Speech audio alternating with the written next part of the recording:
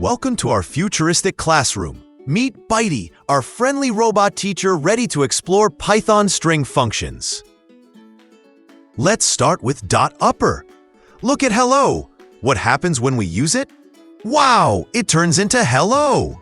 Now, how about .lower? Hello becomes hello. Look how the fox is having fun.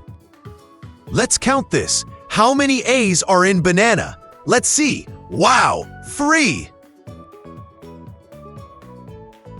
What if we change I love cats to I love dogs? Using .replace makes it easy. Does that sentence start with Python? Let's check using .start with. Ding! What about ending the sentence with an exclamation mark? We can find out with ends with. Time for a little investigation. Where's P in elephant? Let's find it using .find. Next, watch how .strip cleans up hello. Snip, snip.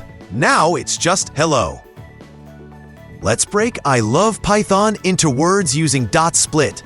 Look at those bouncing bubbles. Lastly, let's join A, B, and C with a dash. Look, A, B, C. Great job, everyone. Keep exploring and coding. Let's celebrate with fireworks.